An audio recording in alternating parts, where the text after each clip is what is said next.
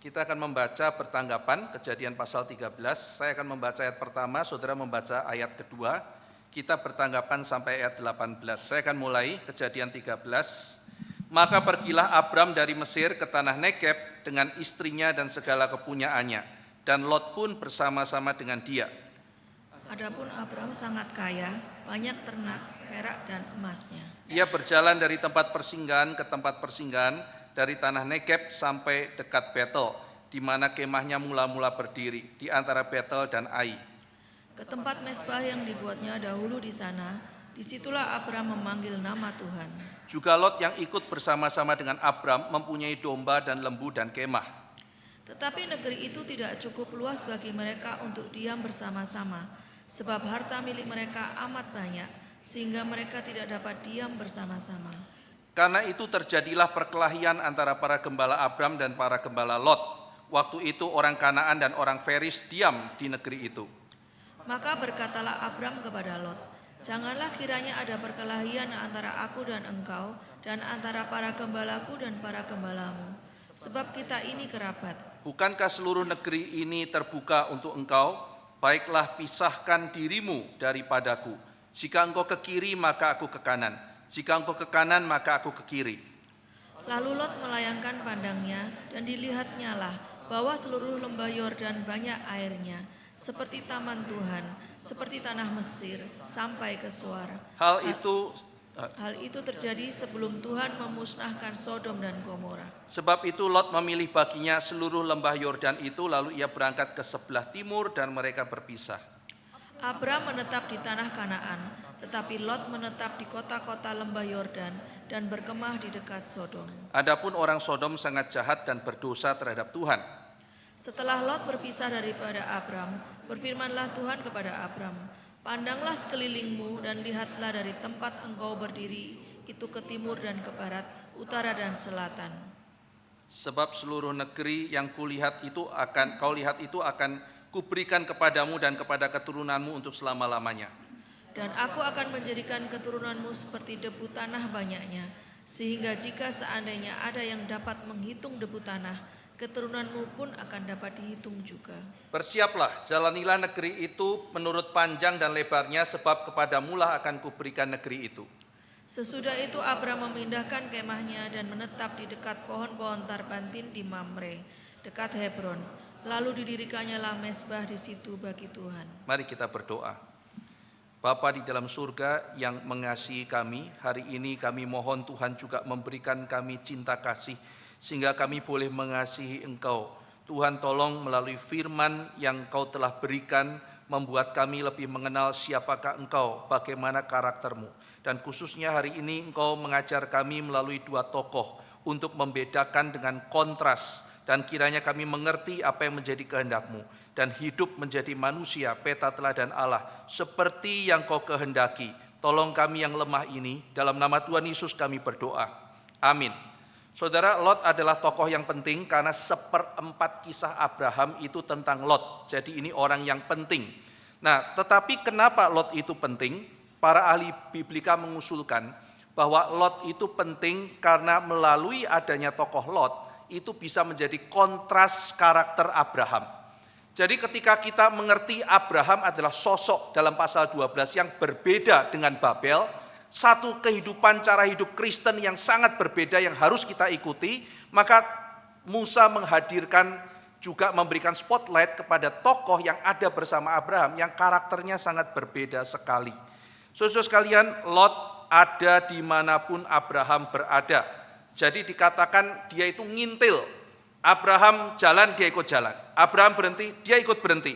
Nah, ini kalau hanya ada di awal kehidupan Kristen, itu normal. Bayi begitu lahir bergantung sama mama papanya, itu normal. Orang Kristen baru lahir bergantung pada orang Kristen lain, itu normal. Tetapi kalau bayi terus bergantung sampai dewasa terus bergantung, ini tidak baik. Demikian orang Kristen yang bergantung orang Kristen lain, itu baik. Tetapi dia sendiri harus menggumulkan panggilan Tuhan. Maka kita bisa mengkontraskan misalnya Lot dengan Elisa. Lot ada di bawah bayang-bayang Abraham. Elisa ada di bawah bayang-bayang Elia. Tetapi meskipun Elisa terus seumur hidup setia kepada Elia, Elisa mencari Tuhannya Elia. Maka ketika membelah sungai Yordan dia mengatakan, "Di manakah Allah Elia?" Nah, itu kalimat penting. Saya hormat Elia seumur hidup. Saya di bawah bayang-bayang Elia. Tetapi saya tidak sekedar diam. Saya mencari Tuhannya Elia. Lot tidak, saudara. Saya ikut Abraham. Abraham diberkati, saya ikut kecipratan. Tapi saya cuma ikut, saya tidak mencari panggilan saya sendiri. Nah, ini yang membuat Lot bergantung, dan kemudian sudah bergantung dia merasa dirinya mandiri, memisahkan diri dari Abraham, dan dia akhirnya hilang. Saudara sekalian, sampai pasal 13 belum dicatat Abraham punya anak. Dan pasal 12 Tuhan berjanji memberikan keturunan. Maka pertanyaannya adalah, pembaca akan mikir, mungkinkah Lot adalah penerus Abraham?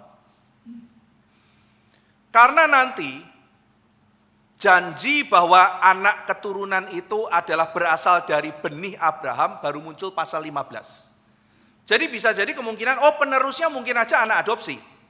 Dan Lot adalah anak yang paling dekat sama Abraham. Baru nanti ayat 15 Tuhan berkata, yang nanti mewarisi itu benih dari kamu Abraham. Lah Sarah mulai mikir, benih dari Abraham, kan gak dibilang benih dari aku, kamu saya kasih Hagar. Nanti Tuhan mengatakan di pasal 17, Abraham, itu nanti benih keturunanmu dan keturunan Sarah, bukan dari Hagar. Nah, dengan demikian kita melihat pewahyuan progresif, dan di situ Tuhan mau menguji seberapa iman Abraham. Saudara sekalian, maka tidak heran Abraham sangat mengasihi Lot. Karena mungkin Abraham juga berpikir, ini Lot nanti akan menjadi penerus saya. Nah, saudara sekalian, anggapan bahwa Lot mungkin menjadi penerus itu banyak terdapat di Midrash. Jadi penafsiran-penafsiran orang Yahudi di zaman dulu mengenai kitab Pentateuch. Jadi Abraham punya asumsi nanti Lot yang akan dipilih. Tidak heran dia begitu protektif, begitu luar biasa memberikan segala-galanya pada Lot. Nah, juga Lot akhirnya kegeeran, saudara.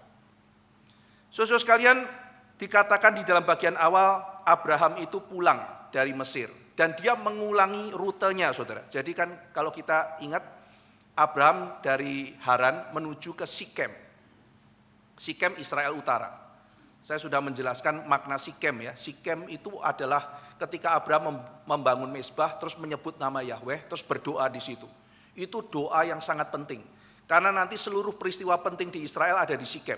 Jatuh bangunnya Israel itu di Sikem. Maka doa Abraham awal itu adalah doa yang sangat penting. Doa peperangan. Yang nanti digenapi Yesus Kristus bertemu dengan perempuan Samaria di Sikem. Itu menjadi penutupnya kota Sikem. Dari Sikem, lalu kemudian dia ke Betel dan Ai. Di situ dia membangun mezbah lagi. Ya, lalu kemudian dia ke Negev. Dari Negev kelaparan, dia pergi ke Mesir. Nah sekarang dibalik, setelah Mesir dia pergi ke Negev lagi. Di Negev dia balik lagi ke Betel dan Ai. Dan di situ ada mezbah dan dia memanggil nama Tuhan kembali. Saudara lihat ya, di sini dia bukan sekedar jalan-jalan. Dia ingin kembali ke masa lalu dan kembali rekomitmen. Pasal 13 dibuka dengan worship, dia membangun mezbah dan dia menyebut lagi nama Tuhan. Nanti ayat terakhir di pasal 13, dia pergi ke Negev, dia kemudian membangun mezbah lagi. Jadi sekarang 3, saudara. Utara, tengah, selatan, semua ada mezbah. Itulah Abraham. Hidupnya dia cuma tenda dan mezbah, sudah. Pokoknya kehadiran Tuhan. Mau kaya, mau miskin, mau jabatan, mau enggak, mau ada anak, mau enggak. Nomor 1, Tuhan. Itu yang menjadi pikirannya Abraham. Dikasih berkat, puji Tuhan. Dikasih kaya, puji Tuhan. Enggak dikasih, enggak apa-apa. Yang penting harus ada mezbah. Lot beda. Inilah kehendak Tuhan. Inilah jiwa seorang yang beriman. Tuhan itu adalah segalanya bagiku. Mezbah nomor 1 dan menyebut nama Tuhan. Itu adalah kesukaanku. Nah saudara sekalian, ketika Abraham memanggil nama Tuhan, dia diuji. Tuhan memberikan ujian. Tuhan mau tahu kita itu sungguh-sungguh ikut dia, atau kita ikut dia hanya karena roti, karena kesenangan. Yesus mengatakan, mereka ikut aku bukan karena mau aku. Mereka ikut aku karena mereka dapat roti, dapat makanan. Maka Yesus mengusir mereka pulang. Karena mereka mencari keuntungan, bukan mencari Tuhan. Saudara sekalian, Tuhan menguji kita. Dan Abraham ketika pertama kali memanggil nama Tuhan, diuji kelaparan. Dikatakan ada kelaparan besar, atau dalam bahasa Ibrani, kafet. Kata kafet itu penting, saudara. Nah, kemudian ketika Abraham pulang, pasal 13, dia punya kekayaan yang besar atau banyak. Pakai kata kafet dalam bahasa Ibrani. Jadi kaya kafet, lapar kafet. Dan dua-dua ini ujian loh saudara. Kita selalu pikir orang kalau diuji itu kalau miskin, kalau enggak ada. Jangan salah saudara, Alkitab mencatat dia diuji dengan kelimpahan. Alkitab mengajarkan kita justru kadang-kadang kelimpahan lebih bahaya daripada kekurangan. Orang yang lapar teriak minta tolong Tuhan. Ada satu cerita dari Tolstoy saudara. Ada orang nyanyi, senar gitarnya cuma tidak lengkap, nyanyi-nyanyi, petani miskin, tidak punya apa-apa. Dia cuma memuji Tuhan, minta tolong Tuhan, lapar Tuhan. Dia sayang istrinya satu-satunya yang menjadi hartanya. Lalu kemudian tiba-tiba suami itu didatangi sama iblis. Iblis itu terus kasih malapetaka sama si suami. Makin dia menderita, makin dia berseru, Tuhan tolong saya. Akhirnya konseling sama iblis senior. Ini ceritaan saudara ya. Gimana nih saya konseling nih, gagal terus usaha saya. Kamu apain? Ya aku mau rusak imannya petani itu. Gimana caranya? Saya kasih angin ribut, panen, gagal, penyakit apa. Lah kok malah setia sama Tuhan gitu. Keluarganya baik-baik, memuji Tuhan. Gimana caranya? Gampang. Kasih sukses, panennya kasih berhasil. Bikin dia jadi kaya. Akhirnya iblis junior bingung lakukan semua kerjaan iblis senior. Akhirnya apa yang terjadi saudara? Setelah kaya, si suami mulai hidup mewah-mewah, malas berdoa, bahkan selingkuh. Istrinya nangis-nangis bilang lebih baik kita miskin saja. Saudara, cerita Tolstoy itu menggambarkan, tidak tentu ujian itu adalah ujian kekurangan. Ada ujian kelimpahan. Dan sekarang Abraham juga diuji. Kamu sudah saya uji dalam kekurangan. Sekarang kamu saya uji dalam kelimpahan. Dan Alkitab mencatat Salomo gagal. Salomo diberi kelimpahan dan dia gagal. Ketika kesulitan tiba, Salomo bertahan. Ketika kelimpahan datang, dia lenyap. Saudara, peringatan paling keras oleh Tuhan dalam kitab Ulangan adalah, kamu nanti kalau sudah masuk, kamu kira itu berkatmu. Karena kamu hebat, kamu kerjanya lancar. Maka kamu menikmati tanah perjanjian dan lupa akan Tuhan. Itu peringatan Tuhan. Hati-hati engkau akan melupakan aku. Dan betul saudara, maka Abraham diuji dengan kelebihan. Abraham itu tidak umum kayanya saudara. Saya kontekskan ya saudara, supaya saudara bisa merasakan perasaan pendengar ketika membaca kitab Kejadian pasal 13. Kalau saya bilang ada guru TK yang triliuner, ada guru TK perginya itu naik Rolls Royce. Saudara mulai pikir, guru TK gitu. Kalau guru TK berkecukupan banyak, guru TK utang pinjol sering gitu kan ya. Ya kan saudara lihat itu loh, bahwa yang banyak pinjol itu kan justru guru. Itu yang tragis di Indonesia kan, profesi yang paling banyak kena pinjol. Nah, jadi kalau saya mengatakan guru TK naik Rolls Royce, saudara bilang, ya mungkin ada, tapi nggak umum kali. Mungkin dia punya 1000 TK kali cabangnya gitu. Sehingga dia bisa menjadi gitu. Nah, seorang pengembara badui seperti Beduin ya, seperti Abraham, mempunyai ternak dan emas perak, itu harta milik pejabat istana. Yang punya onta dan punya keledai itu Mercedes zaman sekarang, unta itu Rolls Royce zaman sekarang, kira-kira begitu saudara. Itu nggak umum saudara. Jadi Abraham kaya raya kayak begini, itu tidak semua pengembara kayak dia. Itu sangat minim, sangat sedikit. Jadi di sini Tuhan mau menyatakan bahwa kekayaan itu berkat Tuhan. Saudara, kaya miskin itu terserah Tuhan. Kita tidak boleh iri hati. Ada orang dikasih berkat lebih, ada dikasih berkat sedikit. Tetapi yang saya agak jengkel adalah kita melihat media massa itu menyatakan bahwa 100% kekayaan itu hasil usaha manusia. Itu yang problem saudara. Motivator mengatakan pakai cara ini kamu pasti kaya, kalau kamu nggak kaya kamu yang bodoh gitu. Seolah-olah semua hasil kerja manusia. Lakukan ABCD maka kamu akan kaya. Itu seolah-olah betul-betul membuang providensi pemeliharaan Allah. Dan menimbulkan cuci otak banyak orang. Tuhan tidak penting dalam kehidupan. Saudara, sekarang namun banyak orang kaya bersaksi. Saya sukses itu adalah karena keberuntungan. Luck sekarang mulai dibicarakan di dunia self development. Tetapi luck itu para motivator masih tidak rela. Dia mengatakan memang orang sukses karena luck. Ada seorang mengatakan kalau saya suruh ulang lagi hidup dari nol, belum tentu saya sesukses sekarang. Kalau kira-kira zaman dulu kan orang bilang kalau saya disuruh ulang dari nol, saya akan segera kaya, bahkan lebih kaya karena knowledge-nya sudah dapat. Kaya bukan cuma urusan knowledge. Mereka mengatakan, saya lahir di tahun berapa, di negara apa, anak siapa, kondisi seperti apa, melakukan apa, itu tidak terulang. Dan kalau saya disuruh ngulang, mungkin saya tidak akan sesukses sekarang. Itu 100% keberuntungan. Dan keberuntungan tidak bisa dicipta. Tapi sekarang ngomongnya apa, saudara? Luck itu bisa dicipta. Kalau kamu 2 kali kemungkinannya 50%, ya bikin lucknya 10 kali. Kamu coba 100 kali, kan mungkin pasti ada yang beruntung. Ya kalau Tuhan gak berkati, saudara ulang 1000 kali juga gak ada yang beruntung, saudara. Iya kan, orang pergi kerja 1000 hari, belum tentu ada satu yang beruntung. Mau diulang 2000 kali, kalau memang bukan berkat Tuhan, ya gak bisa. Poin saya adalah mari kita kembalikan seperti ayat-ayat ini kepada Tuhan. Berkat Tuhan ya berkat Tuhan. Kita tugasnya cuma bekerja keras. Sisanya pada Tuhan. Tuhan kasih, kita terima. Tuhan gak kasih, kita juga terima. Karena ada maksud Tuhan tertentu, panggilan Tuhan tertentu pada setiap kita. Tetapi biarlah kemuliaan untuk Tuhan. Dan kita bersiap seperti Abraham. Kalau kita diuji lewat kelebihan. Nah, saudara sekalian, kalau kita melihat di dalam bagian ini kembali, apa penyebab perselisihan Abraham dan Lot?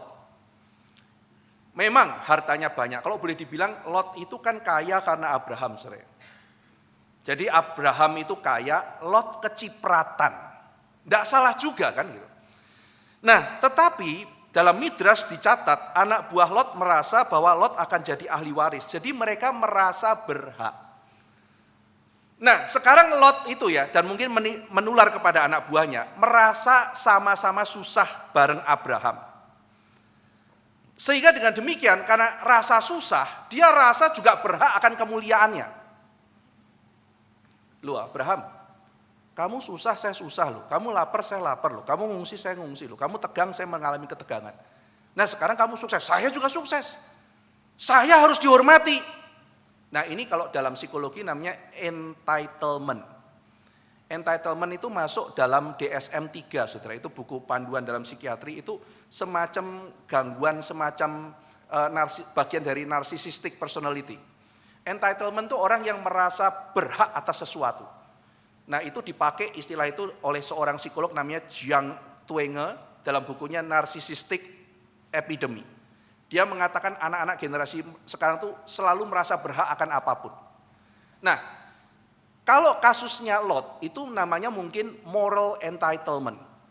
Jadi karena saya sudah susah, saya berhak. Saudara-saudara sekalian, tidak tentu loh, karena kita sama-sama susah, saya berhak. Abraham, saya sekarang setara sama kamu. Loh kok begitu Lot? Ini panggilanku, panggilanmu apa? Aku kan sudah susah sama kamu, hormati aku, berikan hakku. Nah ini saudara. Jadi problem Lot itu adalah krisis identitas. Iya dia tamak, tapi lebih daripada itu. Dia nggak sadar dia itu siapa. Dia merasa dia berhak. Dia merasa dia harus dihormati. Nah ini seorang namanya Jonathan Haidt dan sebagainya itu mengamati. Kenapa ya? Ada orang yang bermoral tapi kejam. Karena dia sambil bermoral, sambil merasa dirinya itu patut untuk dihormati, patut untuk ada di satu tempat tertentu. Ya, ini adalah moral entitlement. Sehingga dengan demikian Lot merasa dirinya harusnya sejajar atau bahkan mungkin di atas Abraham. Dan ini menunjukkan harta itu menyingkapkan sifat aslinya Lot. Sifat aslinya Lot. Lot menganggap pelayanan itu saham yang menghasilkan dividen. Dan akhirnya dia merasa berhak. Beda sama Abraham, saudara. Abraham kan melepaskan. Saya mau. Ya sudah Lot, kamu ambil lah. Gitu. Buat saya yang penting itu adalah mesbah. Kami di pusat kehilangan Bapak Sugandi, penatua di pusat. Pak Sugandi itu seorang pengusaha besar, saudara. Rumahnya di daerah Pondok Indah. Kalau di Jakarta Pondok Indah itu daerah elit, saudara. Itu daerah orang-orang kaya dan sebagainya. Saudara tahu pelayanan Pak Gandhi apa? Dia setelah ikut GRI mendengar firman Tuhan, dia merasa Tuhan saya sudah mendapatkan banyak berkat, saya mau melayani Tuhan. Terus dia lihat GRI apa yang dia bisa lakukan. Dia lihat GRI itu dulu tidak ada gereja. Hari Sabtu gedungnya itu dipakai buat pesta dan sebagainya. Banyak kotornya, saudara. Sehingga minggu itu masih banyak sampah kadang-kadang. Maka Pak Gandhi mendatangi pengurus bilang, boleh enggak saya bikin bersih di hari Sabtu sehingga hari Minggu itu nyaman. Ya disetujui sama pengurus, saudara. Dan akhirnya dia bawa timnya bersih-bersih sampah termasuk kosek WC. Bos, saudara. Bos. Mungkin ada orang datang mengatakan, ini lihat WC kurang bersih.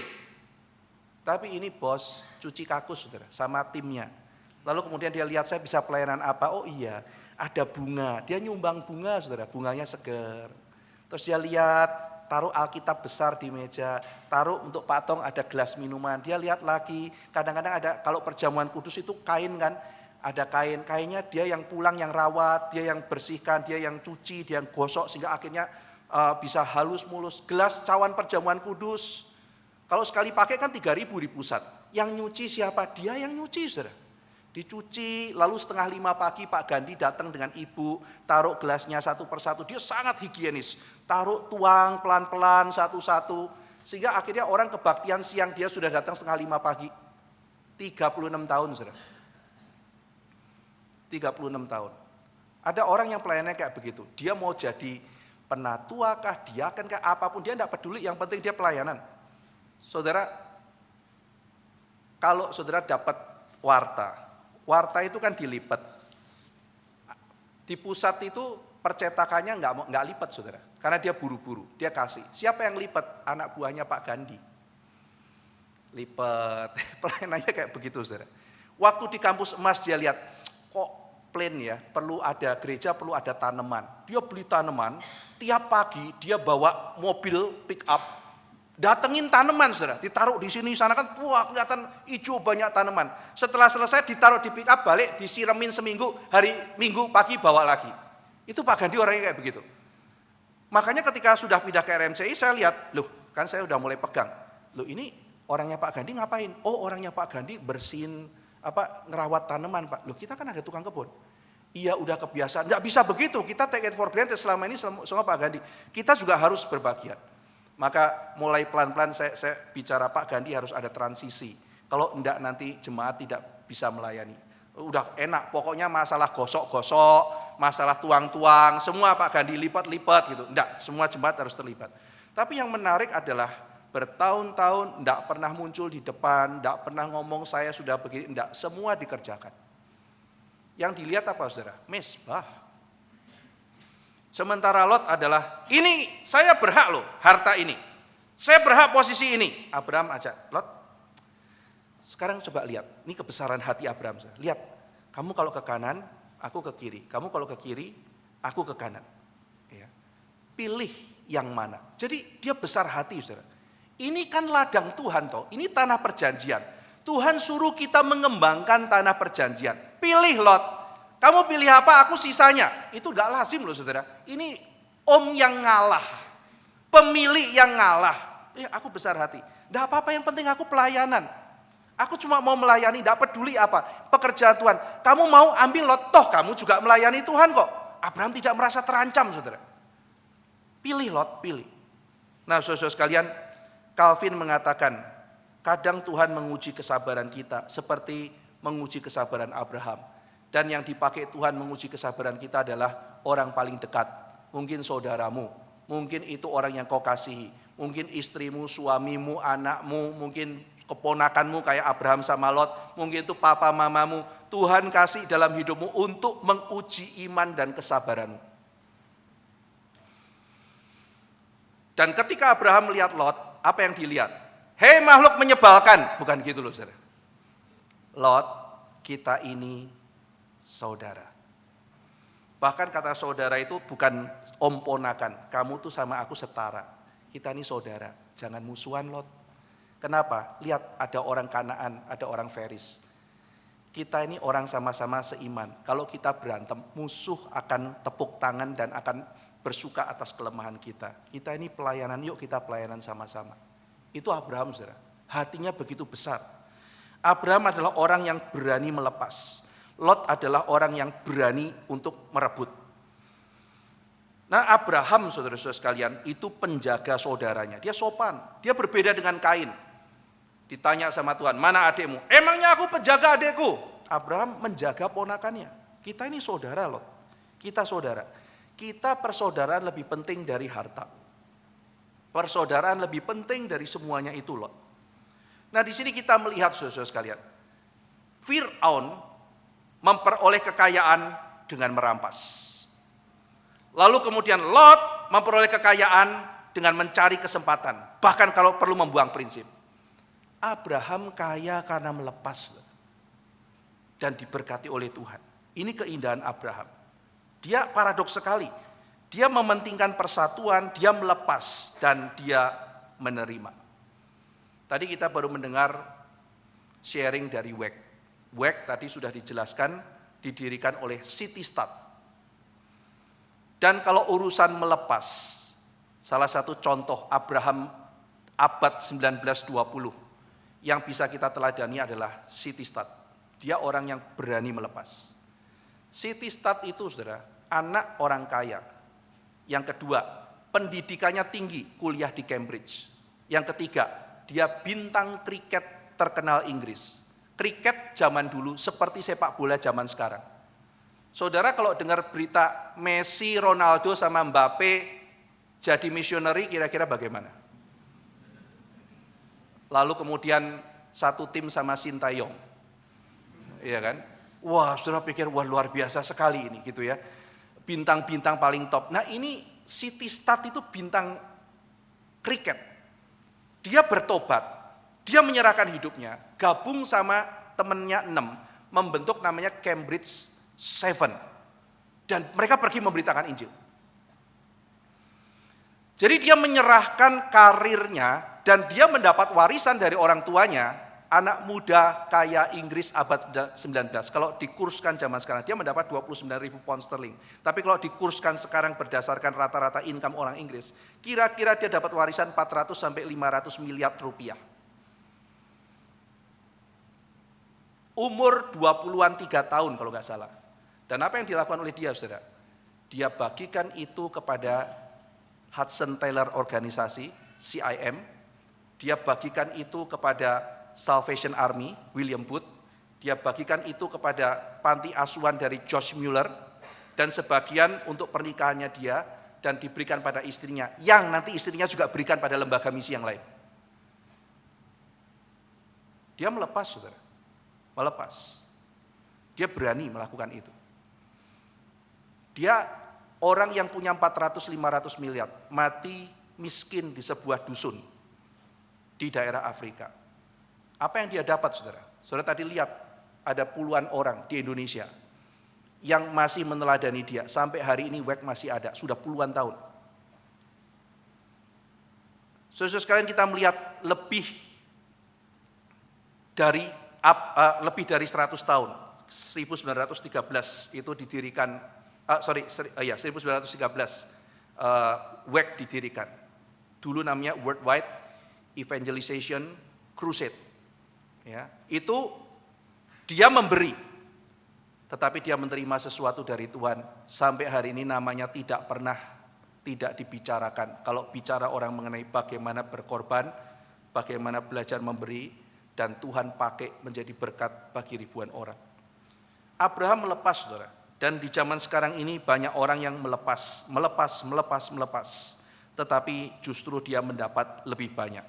Lot merebut, tetapi kehilangan. Dikatakan Lot melihat daerah Yordan. Kata yang dipakai melihat itu vayarki, itu bentuk maskulin. Itu sama dengan Hawa waktu melihat buah, fateraki, itu bentuk feminim. Jadi Lot melihat, dan yang dilihat itu adalah Gan Yahweh, taman Tuhan. Itu mengingatkan, jadi Musa mengatakan, lihat nih loh, Lot lihat, itu kayak Hawa lihat. Hawa melihat buah yang indah, dia jatuh. Lot melihat dari luar saja, taman yang indah, dan dia jatuh. Yang dia lihat cuma luar. Wah, ini gadis yang cantik, cowok yang ganteng, kesempatan yang indah. Alkitab mencatat dia tidak tahu bahwa Sodom Gomora itu begitu jahat dan Tuhan akan balikkan. Lot adalah, kata Calvin, manusia yang melihat dengan mata jasmaninya. Lot orang bodoh, dia lihat itu kesempatan. Dia menganggap orang-orang ikut Tuhan itu bodoh. Dan dia membuang kesempatan, dia tidak peduli. Dan yang menarik saudara, Lot itu adalah orang yang diselamatkan. Kalau kita tidak membaca kitab Petrus, kita sangka Lot pasti orang binasa. Tetapi Petrus mengatakan 3 kali, Lot orang benar. Menakutkan. Jadi ada 2 macam orang Kristen. Orang Kristen seperti Abraham yang fokus pada mezbah Tuhan dan berbuah. Dan orang Kristen seperti Lot yang seumur hidup cuma masuk surga saja. Paulus mengatakan dia diselamatkan tapi seperti orang yang habis keluar api. Kecuali anugerah Tuhan tidak ada lagi baik-baiknya. Kita mau jadi orang Kristen macam apa saudara? Lot melihat, wah itu indah sekali. Dan dia pergi ke timur. Abraham hatinya sedih. Timur itu arah apa saudara? Menjauh dari Tuhan. Jadi Abraham pikir dia adalah penerus, tetapi dia pergi ke daerah timur. Daerah seberang Yordan. Sebelah barat Yordan itu tanah perjanjian. Sebelah timur Yordan itu daerah di luar tanah perjanjian. Maka Musa tidak boleh menyeberang Yordan, karena itu masuk tanah perjanjian. Maksudnya apa saudara? Lot tidak mau panggilan Tuhan. Abraham bilang, lihat Lot, ini tanah panggilan Tuhan kan? Ini tanah perjanjian diberikan pada kita. Kamu mau ke kanan, aku ke kiri. Tapi dalam tanah panggilan. Oke om, aku mau di sana. Lah kok di sana Lot? Kamu kan penerusku. Kamu kan harus mengikuti panggilanku. Panggilan Tuhan, bye-bye, ada kesempatan di sana. Panggilan Tuhan tidak menyenangkan. Sodom Gomora lebih menjanjikan. Tuhan mengatakan dunia ini begitu penuh dengan dosa. Dunia ini menakutkan. Maka saya memberikan kepada kamu tempat yang aman. Saya berikan gereja. Karena dosa itu menakutkan. Saya memberikan kepada kamu banyak hal yang lain. Saya memberikan komunitas. Saya memberikan banyak hal supaya kamu bisa bertahan di tengah-tengah dunia yang begitu jahat. Tapi Lot melihat, enggak kok. Bagus-bagus juga. Tuhan, saya enggak perlu Eden versi kamu. Saya akan menciptakan taman Eden saya sendiri. Orang-orang Sodom enggak sejahat itulah Tuhan. Saya sudah bergaul sama mereka nanti. Saya akan lihat-lihat dulu. Saya akan ada di tengah-tengah mereka dan saya tidak akan ikut-ikutan. Tanah perjanjian, tidak. Gereja Kristen, enggak perlu. Komunitas Kristen, enggak perlu. Keluarga Kristen, enggak perlu. Kita perlu keluarga Kristen yang baik di tengah-tengah dunia yang jahat. Dosa enggak sengeri itulah. Enggak harus keluarga Kristen lah. Nikah juga, nanti saya bikin dia jadi Kristen. Sekolah Kristen, enggak perlulah. Enggak sejahat itu, banyak orang Kristen munafik. Gereja Kristen, enggak perlulah. Yang penting saya sama Tuhan. Enggak perlu Tuhan. Itulah Lot saudara. Enggak perlu. Dia begitu confident. Saya akan pergi ke sana. Saya enggak perlu semuanya itu. Inilah Lot syndrome. Saya kuat. Dan keputusan itu, keputusan dia melihat itu begitu penting. Dan dia mengabaikan panggilan Tuhan. Dia pergi ke situ. Dia akhirnya menjauhkan diri dari Tuhan.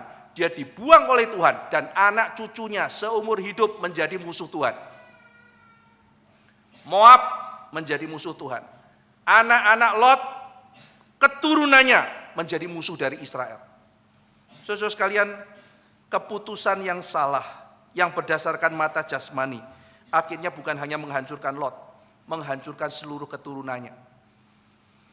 Lot kira dia bisa main-main, dia orang benar, dia tersiksa. Nanti kita akan melihat bagaimana dia tersiksa melihat kejahatan, tapi dia menikmati semuanya itu, dia tidak mengambil langkah. Saudara sekalian, Moab dan Amon akhirnya menjadi musuh Tuhan. Tetapi Abraham berbeda, saudara. Abraham diam, dia sedih, Lot pergi. Dan tepat ketika Lot pergi, Tuhan berbicara. Flavel mengatakan, ada kalanya dalam mystery of providence, Tuhan izinkan ada orang yang harus pergi dari kehidupan kita, supaya kita bisa melihat kehendak Tuhan lebih jelas. Lot disingkirkan, lalu Tuhan berbicara kepada Abraham. Bukan dia. Abraham, sekarang tegakkan kepalamu. Sekarang lihat. Tadi Lot yang lihat sendiri, inisiatif. Abraham disuruh lihat. Dilihat tanah gersang. Apa yang bisa ada Tuhan? Tuhan bilang, sudah lihat? Timur, utara, selatan, timur, barat. Sudah lihat? Sudah Tuhan. Dari debu itu aku akan jadikan berkat. Kalau Tuhan sudah berkehendak, debu pasir jadi berkat. Kalau Tuhan tidak berkenan, rumput hijau jadi Sodom dan Gomora, api belerang. Apakah saudara ada di tempat di mana Tuhan mau saudara berada? Abraham diam, Abraham menunggu, dia sabar. Lot tidak mau tunggu. Saya penerusmu, saya berhak, saya mau ambil. Abraham dia, enggak, Lot, kamu apa mau ambil? Ya sudah ambil. Saya cuma mau satu, Lot. Saya cuma mau melayani Tuhan. Brueggemann mengatakan Lot menghidupi logika empire. Empire Mesir, empire zaman sekarang. Saya hidup cari sekuritas, cari kuasa, cari menambah kepemilikan. Itulah hidup. Hidup intinya 3. Aman, maka harta harus banyak. Kuasa, kepemilikan. Itu logikanya, itu yang saya cari. Brueggemann mengatakan kita orang Kristen diberikan alternatif. Hidup dalam bukan logika empire, logika janji. Janji, ketaatan, penyerahan diri. Logika Lot seperti logika kapitalisme modern. Saudara. Lot melihat tanah dan place Sodom Gomora sebagai properti yang harus dieksploitasi. Abraham melihat tanah sebagai gift. Ini adalah pemberian. Saya harus mengelola dengan baik. Saya harus kembalikan kepada Tuhan. Dan saudara sekalian, Tuhan membuat tempat yang gersang menjadi subur. Dan dia menjadikan tempat yang subur menjadi gersang. 2 cara melihat, 2 cara hidup. Cara hidup Lot dan cara hidup Abraham. Nanti dalam kemudian hari kita akan melihat lebih detail lagi. Bagaimana Lot, bagaimana dia pelan-pelan begitu dirusak. Bagaimana sikap Abraham.